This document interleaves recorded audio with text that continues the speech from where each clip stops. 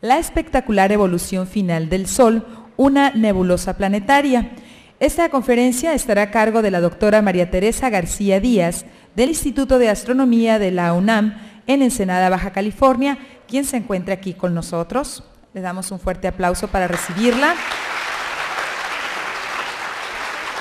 La doctora María Teresa tiene una licenciatura en Física por la Benemérita Universidad Autónoma de Puebla y tiene una maestría y doctorado en Astronomía por el Centro de Radioastronomía y Astrofísica de la UNAM. Tuvo una estancia doctoral en el Departamento de Física y Astronomía de la Universidad de Leeds en Inglaterra. Actualmente tiene la posición postdoctoral en el Instituto de Astronomía de la UNAM Campus Ensenada. Ha tenido publicaciones en revistas editadas como Astrophysical Journal, Astronomical Journal y Revista Mexicana de Astronomía y Astrofísica. Al final de la conferencia habrá espacio para que ustedes disipen todas las dudas o preguntas que quieran hacer a la doctora María Teresa García Díaz, a quien cedo el uso de la voz. Muchas gracias.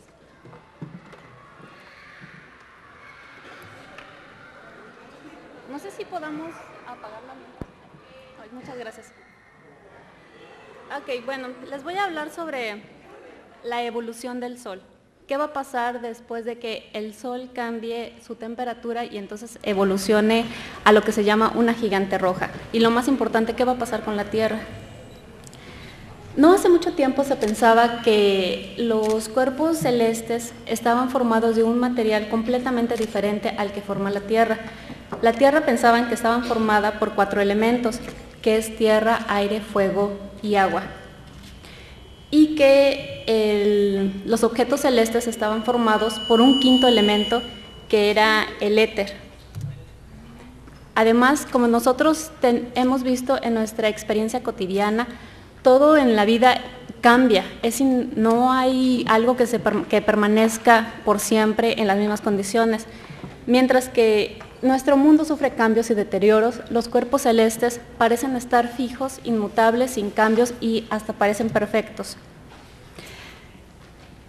Como nosotros también sabemos, el Sol siempre se consideró como un dios. No hay mitología en donde no se vea al Sol como un ente divino.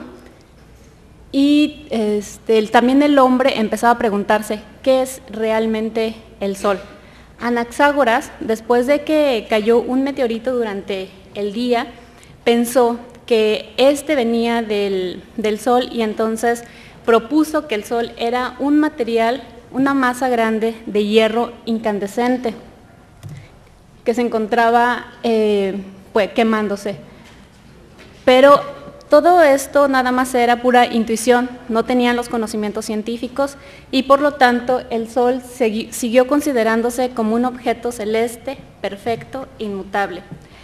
Pasaron después de Anaxágoras 2000 años hasta que Galileo en el siglo XVI descubrió, bueno, aquí tengo que hacer un paréntesis, porque estamos en el Año Internacional de la Astronomía, estamos celebrando los 400 años de que Galileo hiciera uno de los telescopios para observar el cielo y de ahí empezáramos a estudiar el cielo como de una forma científica y no como objetos de adoración divina.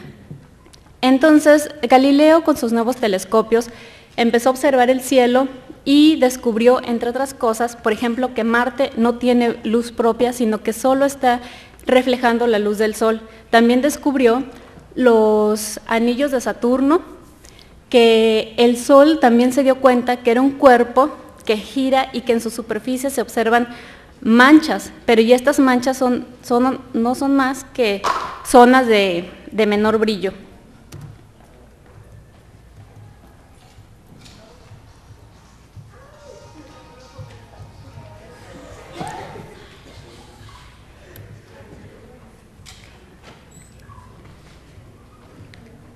Ok, también con los telescopios, también con el telescopio de Galileo, descubrió un sistema pequeño que giraba alrededor de Júpiter.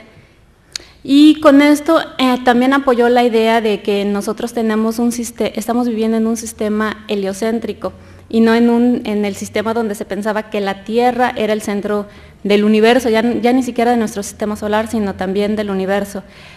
Todo el mundo sabe que con esta posición que tuvo Galileo, tuvo problemas con la Iglesia, con lo que ellos hicieron que se retractara. Ahora sabemos que el Sol es una de las estrellas, pero ¿qué realmente es el Sol? Ok, el Sol ahora sabemos que nació de una nube molecular, la cual por perturbaciones se empezó a contraer y a formar este Sol. Esta es una imagen de cómo se estaba formando el Sol. La única fuerza que había era la fuerza gravitacional, que hacía que todo se empezara a colapsar, hasta que llegó el momento en que el núcleo empezó a calentarse demasiado, que dejó de contraerse. ¿Por qué? Porque la presión de radiación empezó a ser igual en magnitud a la fuerza de gravedad, y entonces la gravedad ya no podía hacer una fuerza hacia abajo porque la presión de radiación la impulsaba hacia arriba. En este momento el Sol quedó en estado, como se dice, en equilibrio hidrostático. Y entonces ahora lo que gobierna el Sol es la presión térmica que equilibra a la fuerza de gravedad. Entonces, después de que se formó el Sol, con él se formaron los demás planetas. Aquí les muestro los planetas terrestres, se llaman así porque tienen superficie sólida, y los planetas jovianos, los cuales están formados de gas. El Sol contiene más del 99% de toda la materia del sistema solar. El Sol contiene más del 99% de toda la materia del sistema solar y ejerce una fuerza de atracción sobre los planetas y también los hace girar a su alrededor. El sistema solar tampoco es el centro del universo. De hecho, nosotros somos parte de una galaxia que es una galaxia espiral y forma parte de los cientos de miles de millones de estrellas que forman esta galaxia, y se encuentra en uno de los brazos espirales, en esta parte.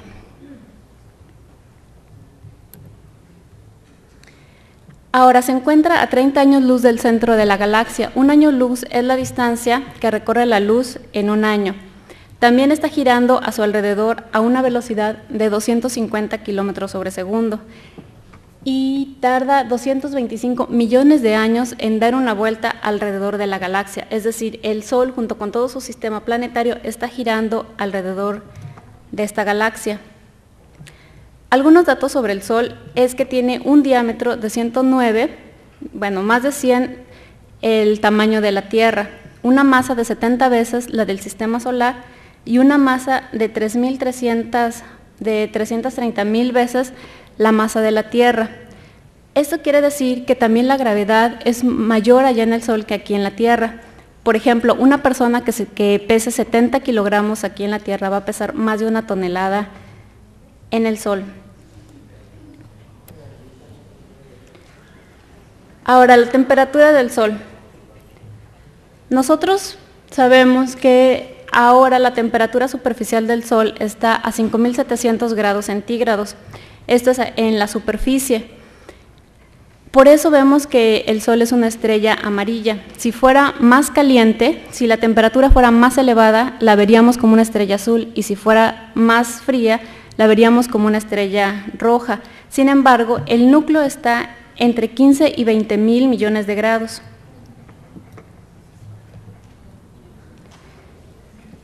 Y otra vez, la masa está concentrada en el centro del Sol. La composición química del Sol se pudo obtener gracias a los avances de la espectroscopía, que ha ido avanzando desde hace más de 100 años. Ahora sabemos que la composición química de las estrellas, que son similares que hay estrellas que son similares a la del Sol, y las abundancias deben de ser más o menos la misma. Tenemos que el elemento más abundante del universo es el hidrógeno, y ocupa un 71% aproximadamente en la composición del Sol, y del helio un 27.4%. El 2% restante lo ocupan los elementos más pesados, como es el carbón, el nitrógeno y el oxígeno. También hay trazas de elementos de neón, silicio, azufre y fierro, pero en cantidades bajas. Ahora, la pregunta es, si el elemento más abundante del universo era hidrógeno y helio, ¿por qué el Sol tiene esta composición? Bueno, pues la respuesta es porque de la nube donde se formó el Sol tiene generaciones de estrellas que murieron antes de que se formara. Esto es, se supone que estas trazas de elemento las dejaron los remanentes de supernova, estrellas mucho más masivas que el Sol. Por eso es que el Sol tiene elementos pesados. Ahora también nos preguntamos, el Sol ha estado brillando durante unos 4.500 millones de años, que es la vida que tiene hasta el momento. ¿Cuál es la fuente de energía que nos da cuál es la fuente de energía del Sol? Hubo muchas hipótesis. Primero se pensaba que si la fuente de energía había sido la combustión de carbón, según los modelos, esta se hubiera consumido hace miles de años. Sabemos de los fósiles que han encontrado que los fósiles datan de años que tienen cientos de miles de años, entonces el Sol debe de ser más viejo. Después los físicos Kelvin y Helmholtz supusieron que la fuente de energía del Sol era dada por la fuerza de la contracción gravitacional, es decir, mientras se encogía gradualmente el Sol, emitía radiación. Si el proceso fuera cierto, entonces el Sol habría estado durando unos 40 millones de años. Otra vez, los paleontólogos han encontrado indicios de vida que datan de años, de cientos de millones de años, entonces el Sol debe de ser más viejo. ¿Cuál es entonces la fuente de energía del Sol?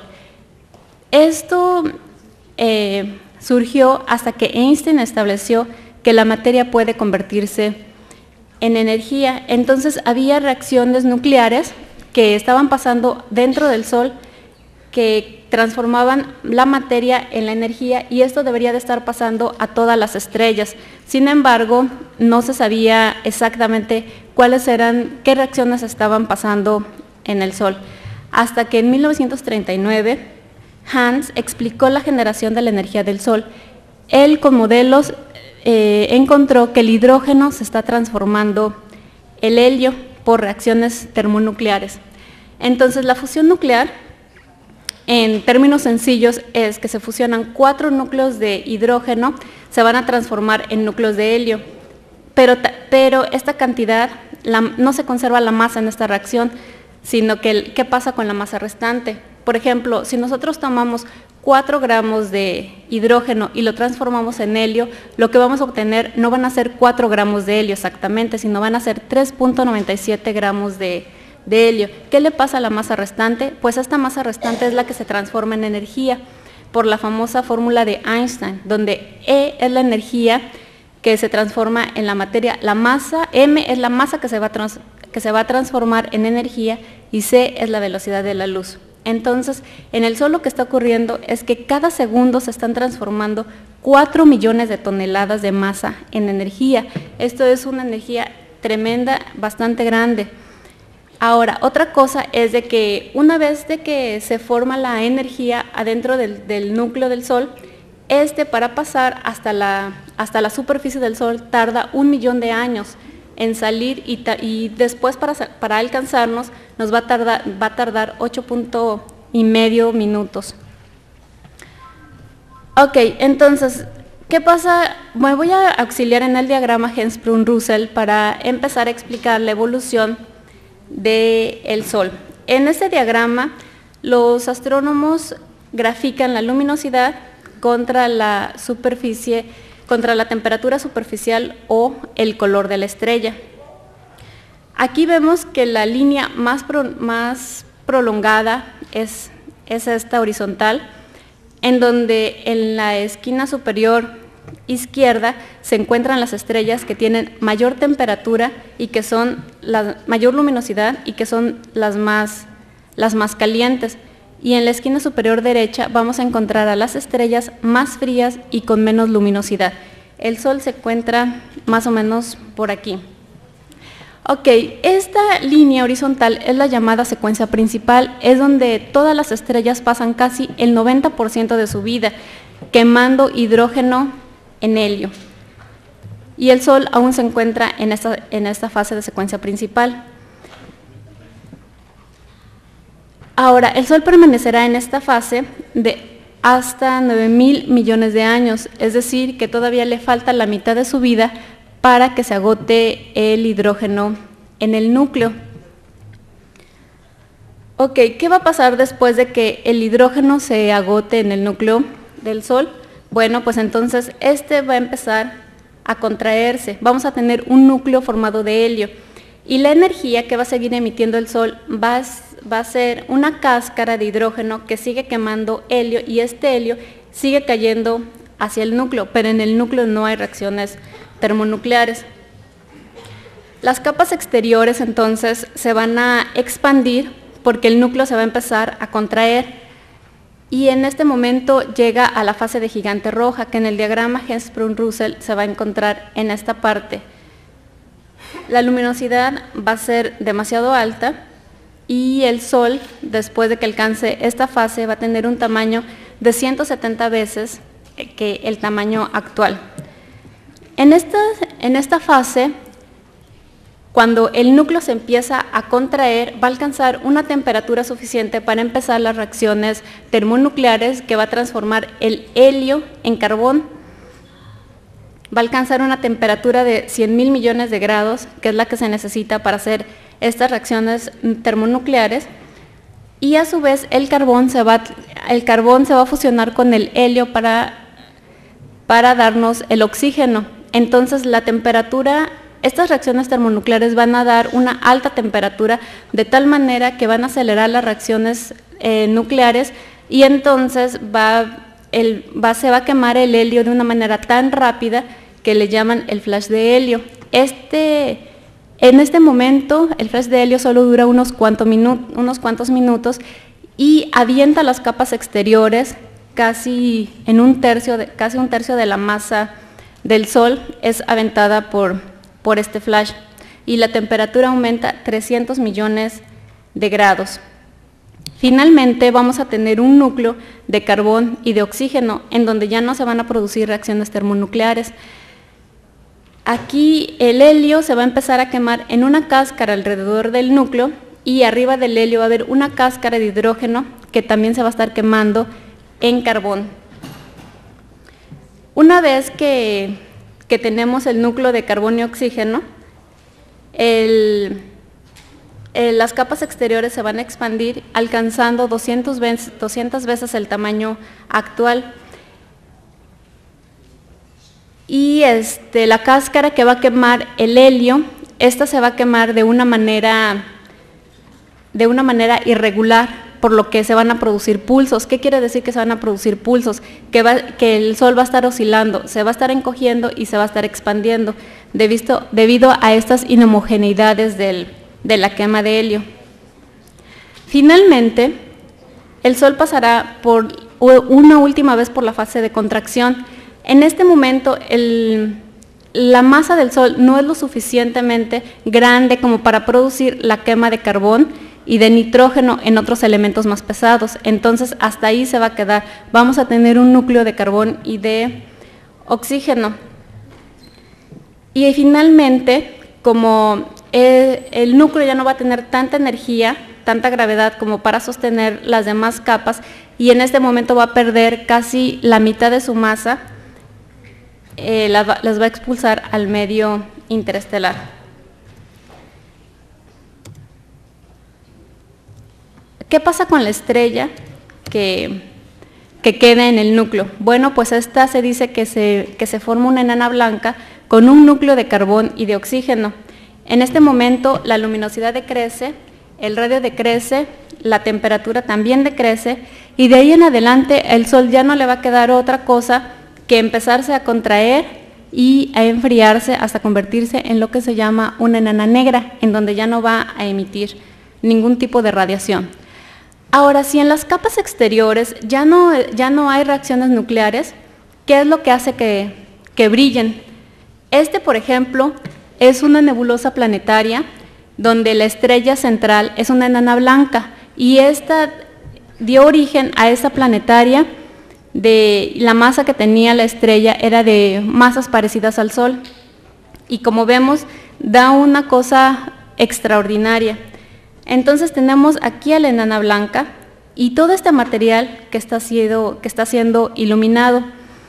Ahora, lo que hace que brillen las estrellas es que la enana blanca tiene tanta energía interna que todavía puede emitir fotones ultravioleta, y estos fotones ultravioleta llegan con el gas, lo golpean y le quitan electrones, es decir, que ionizan los átomos.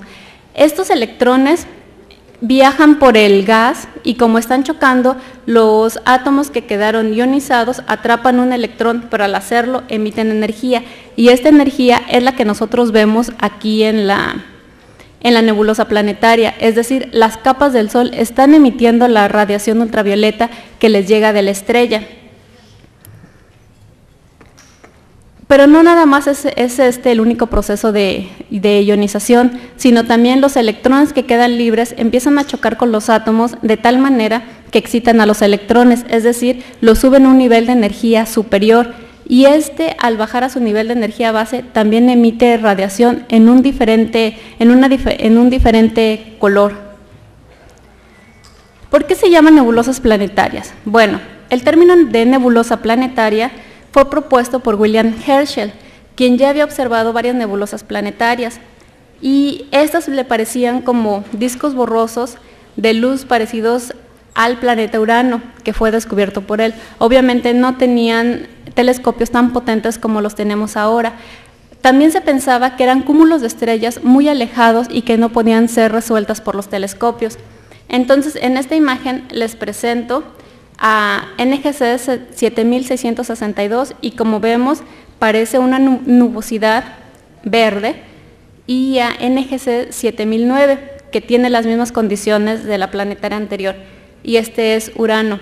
Por este motivo, por el parecido que tenía con Urano, se les dio el nombre de nebulosas planetarias, pero ahora sabemos que no tienen nada que ver con los planetas. Se le quedó el nombre solo por condiciones históricas. Ahora, las nebulosas planetarias no todas son esféricas, sino tienen formas diferentes. Así que los astrónomos han clasificado a las nebulosas planetarias como esféricas y como bipolares. Las más fáciles de explicar, por así decirlo, son las que son las que presentan una morfología esférica. Estas formas explican cómo se formó esta estrella. Pues esta es más fácil. Se formó porque la estrella lanzó el material al mismo tiempo y en todas direcciones. Y con esto obtenemos la morfología. Pero también existen nebulosas planetarias donde las formas están alargadas, y aquí las estrellas tuvieron que tener una simetría en los polos de tal manera que al aventar las capas lo hicieron con con diferentes velocidades en ciertas regiones. Esta es NGC 7293, llamada el Ojo de Dios. Aquí nosotros podemos ver el gas caliente que está siendo emitido en el centro de la planetaria, que es de color verde. Este es dado por el oxígeno 3, que es característico de todas las nebulosas planetarias. Hacia el exterior, en color rojo, tenemos al nitrógeno, y más al exterior tenemos al hidrógeno. Ahora sabemos que estos están emitidos por los fotones que están ionizando el material de la estrella, de las capas del envolvente de la estrella. 6369 es otro tipo de nebulosa planetaria esférica, en donde vemos que la radiación, con el telescopio espacial Hubble se ha encontrado que la radiación ultravioleta está ionizando el material. Este anillo de gas verde está siendo ionizado por los fotones ultravioleta, y es otra vez la emisión de oxígeno 3. El color rojo es de nitrógeno. Estas partes que nosotros vemos fueron las primeras capas que se eyectaron en la primera evolución de la estrella hacia su camino hacia la gigante roja. Esta planetaria también se le llama la nebulosa planetaria fantasmal, porque tiene una emisión de gas un poco fantasmal. Bueno, por eso. Ok, otra de las nebulosas esféricas es NGC 6337. Esta, si nos damos cuenta, ya no es esférica, bueno, sí es esférica, pero ya no es un cuerpo completamente homogéneo, sino nosotros lo que tenemos es un toro de gas. Y esto es bien importante para la evolución de las planetarias, que más adelantito se los voy a explicar. Entonces tenemos el toro de gas, que es principalmente de hidrógeno, y también tenemos aglomeraciones de material de nitrógeno, que es el rojo, y estos flujos de alta velocidad que solo se ven en nitrógeno. Otra esférica es IC 418. Entonces aquí IC 418 nosotros vemos otra vez que el material de alta energía está ubicado en el centro, oxígeno 3, y después hidrógeno y nitrógeno. Las nebulosas bipolares, estas son un poco más complicadas de explicar. Estas reciben el nombre porque se presentan como configuraciones alargadas en dos direcciones opuestas, como veremos en un momentito más. Las nebulosas planetarias tienen forma cilíndrica, que se le llama de mariposa, pero otras presentan una cintura muy marcada, y esta se les llama reloj de arena. Para explicar estas formas se recurren a la rotación de la estrella, o que la estrella misma al momento de evolucionar, no estaba sola, sino tenía una compañera, y estas se les llaman estrellas binarias. Pero también se recurren a los campos magnéticos. Esta extraordinaria nebulosa planetaria, que es la nebulosa de la hormiga, y se llama así porque presenta el tórax de la hormiga y la cabeza. Esta es una de las planetarias única en su tipo, porque también presenta flujos alargados en formas cilíndricas, y aquí se supone que esto fue debido a que la estrella al evolucionar no estaba sola, sino que también tiene una compañera de la que la estrella más masiva al evolucionar aventó sus capas y empezó a tragar material de la estrella compañera. Otra nebulosa planetaria que forma parte de las bipolares es 2346. Esta se le llama la nebulosa de la mariposa, porque se asemejan estos lóbulos como a unas alas de algún animal, y como les había mencionado, empieza a haber aquí una zona, una región toroidal. ¿Cómo se forma esta región? Bueno, se supone que si tenemos la estrella que empieza a girar, al aventarla, al llegar a la fase de gigante roja y aventar el material, este material se empieza a acumular en el plano ecuatorial. Por ejemplo, si nosotros imaginamos la falda de una bailarina, cuando empieza a girar, ¿qué es lo que hace? Que se levanta y se pone plana, gira de forma plana. Eso mismo sucede aquí a las nebulosas planetarias. Otra forma de que se forme esta estructura de toroide es que la compañera le esté aventando material a la planetaria, pero entonces las dos están girando una con respecto a la otra. La transferencia de material se hace de forma espiral y por medio de un disco de acreción. Entonces este disco de acreción es el que le da origen a este toro de material. Entonces, cuando la estrella expulsa sus capas en todas direcciones, queda limitada por este toro, y lo único que le va a pasar al material, la única opción que va a tener es salir por los polos y no por donde está el material que lo está inhibiendo. M29, que es una planetaria, es también una de las más raras y extraordinarias que hemos observado. Esta es una bipolar, pero también vemos que los lóbulos no están tan anchos como las anteriores que hemos visto, sino más bien están alargados. Entonces aquí se mete la teoría de que existen campos magnéticos que se han torcido por alguna extraña razón y han emitido este material de forma alargada.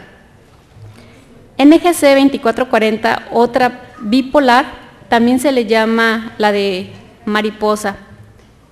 Y HB5, que como hemos visto, tiene otra vez la forma de la mayoría de las nebulosas bipolares, solo que esta tiene algo bien interesante. Tenemos aquí los lóbulos de material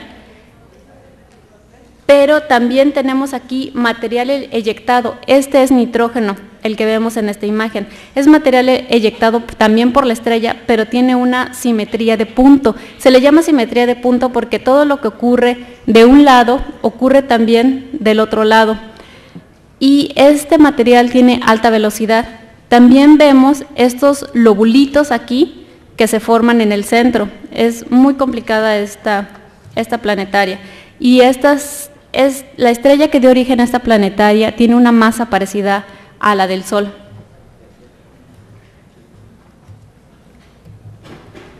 Y ya, para no aburrirlos más, entonces, ¿qué futuro va a tener la Tierra? Bueno, pues cuando el Sol sea una gigante roja, va a tener un radio de 165 millones de kilómetros, que es mayor que la distancia que tiene el Sol a la Tierra, que son de 150 millones de kilómetros. Antes de que se expanda la nebulosa planetaria, antes de que se expanda la gigante roja por completo, primero va a empezar a absorber en sus capas Mercurio y Venus, pero la Tierra va a alcanzar una temperatura de 2000 grados centígrados. En ese entonces, todo el material líquido se va a evaporar y va a escapar junto con la atmósfera. Posteriormente, el material sólido también se va a evaporar y hasta que el remanente va a quedar adentro del Sol.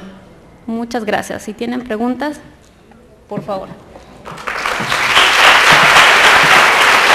Esta ha sido la participación de la doctora María Teresa García Díaz del Instituto de Astronomía de la UNAM. Muchas gracias, maestra, por esta exposición. Jóvenes maestros que están aquí presentes, si tienen alguna pregunta, está aquí un micrófono a su disposición para que con toda confianza las inquietudes que tengan las hagan llegar a la doctora María Teresa. ¿Alguna inquietud, alguna pregunta, alguna duda respecto a este tema tan interesante que acabamos de escuchar? Aquí tenemos una pregunta, por favor guarden silencio para que escuchen con atención. Buenos días, mi pregunta es, ¿qué va a suceder con planetas gigantes? Porque los planetas tipo terrestres van a desaparecer, claro, como usted dijo, pero ¿qué va a suceder con planetas gigantes? ¿Se quedan en sus órbitas? ¿Se van, se alejan? ¿Qué va a suceder con ellos? Ok, bueno, pues entonces el Sol se supone que van a calentar, sus gases van a irse hacia el espacio, pero el Sol va a tener ya muy poca gravedad como para atraerlos, entonces los planetas más grandes se van a empezar a alejar del sistema solar. ¿Alguna otra pregunta? Estaban poniendo mucha atención, chicos, así que las inquietudes que tengan, háganselas llegar a la doctora María Teresa. ¿Alguna duda que les quedó sobre lo que le espera al Sol, lo que le espera a nosotros?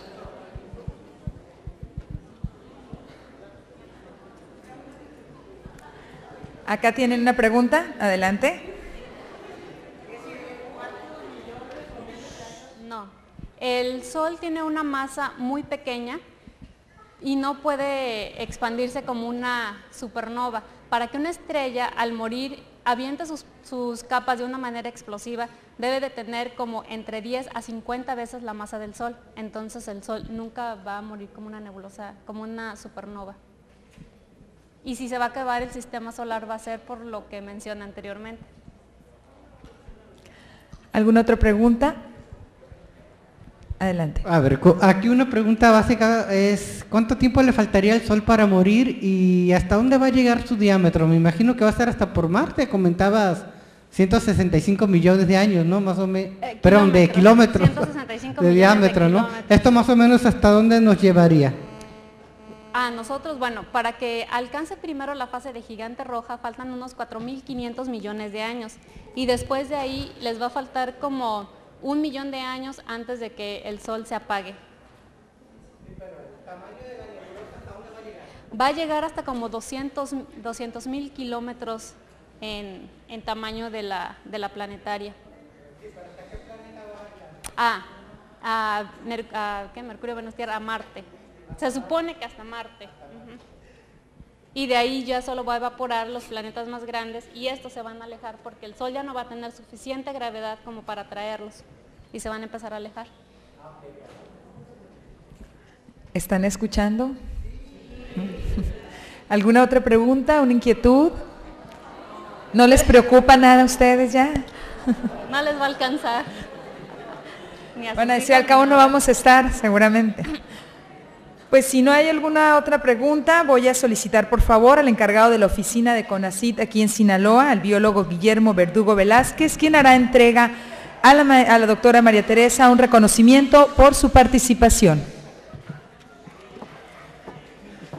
Agradecemos aquí la presencia de la doctora María Teresa García Díaz, quien con esta conferencia dio por iniciados los trabajos de esta 16ª Semana Nacional de Ciencia y Tecnología, y las instituciones convocantes como la Universidad Autónoma de Sinaloa, el Centro de Investigación en Alimentación y Desarrollo Unidad, Culiacán, la Universidad de Occidente, el Gobierno del Estado de Sinaloa, el Centro de Ciencia de Sinaloa, el Consejo Estatal de Ciencia y Tecnología y el Instituto Tecnológico de Culiacán, instituciones convocantes, otorgan el presente reconocimiento a la doctora María Teresa García Díaz por haber impartido la conferencia magistral La espectacular evolución final del Sol, una nebulosa planetaria, que se llevó a cabo en el Centro de Ciencia de Sinaloa en el marco de la 16ª Semana Nacional de Ciencia y Tecnología, y se despide aquí en Culiacán, Sinaloa, al 26 de octubre del 2009,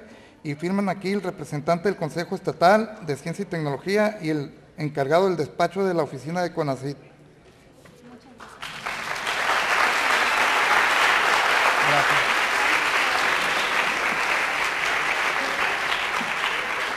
Bueno, muchas gracias. Gracias al biólogo Guillermo Verdugo Velázquez y a la doctora María Teresa por su participación. Muchísimas gracias. Y a ustedes jóvenes por su asistencia. Buenos días.